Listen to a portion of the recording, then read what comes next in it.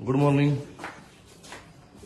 मित्रांनो, आपला सर्वांचा लाडका दशम हिंद केसरी बकासूर काल रात्री वाईमध्ये मुक्कामी होता। आपल्या सर्वांचे लाडके ज्यांनी या बैलगाडी क्षेत्राला शिस्त लावली, जागतिक पैलवान विलासजी देशमुख वाईकर यांच्या गोट्यावरती बकासूर रात्री मुक्कामी होता।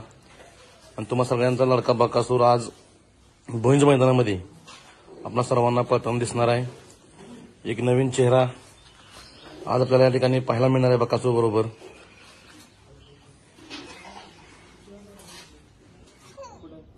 मित्रांनो, आपण सध्या आहे वाईमध्ये।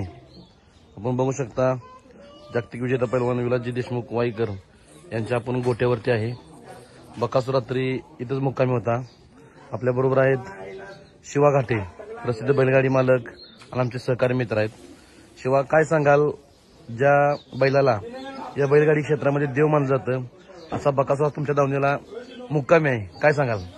तसं आज पहिल्यांदा बकासूर आमच्या दावणीला समाधान वाटलं आणि तो बैल आज आमच्या गुरुबर पळणार आहे, त्याच्याहून अधिक ते समाधान झालं। म्हणजे आज गुरुबरोबर पळणार बकासूर। पैलवान नमस्कार। नमस्कार। पैलवान, या बैलगाडी क्षेत्रामध्ये ज्या बैलाला देव मानलं जातं असा लाखो दिलो की धडकन बकासूर आज तुमच्या दावणीला रात्री मुक्कामी होता, काय सांगाल बकासूर बद्दल?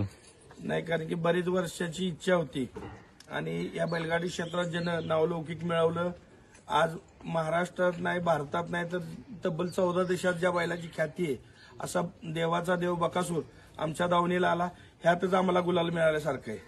आम्हाला निकालाची काही अपेक्षा नाही, पण बकासूर इथं आला, आज आमच्या दावणीत रात्रभर होता, त्यातच आम्हाला सर्वस्व मिळाले। आज बकासूर तुमच्या बैलासंग पाहणार आहे, काय सांगाल? बकासूर प्रत्येकाच्या बैलावर पळावा अशी प्रत्येकाची इच्छा असते।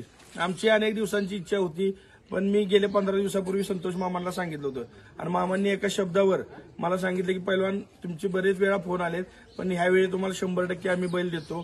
तुमच्या गावचं मैदान आहे।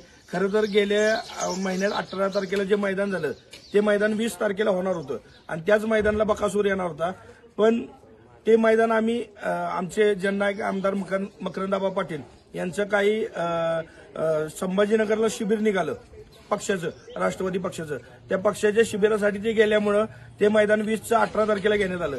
त्यामुळं आमचं नियोजन थोडंसं फिसकडलं, नाहीतर मागच्या महिन्यात शुभमण्णा पवार यांच्या वाढदिवसानिमित्त झालेल्या मैदानात बकासूर इथे येणार होता। सर्वांचा तुम्हाला संध्याकाळी शुभेच्छा। संध्याकाळी तुमची बाहेर घ्यायची संधी पुन्हा आम्हाला मिळू हीच बकासूरची प्रार्थना। धन्यवाद।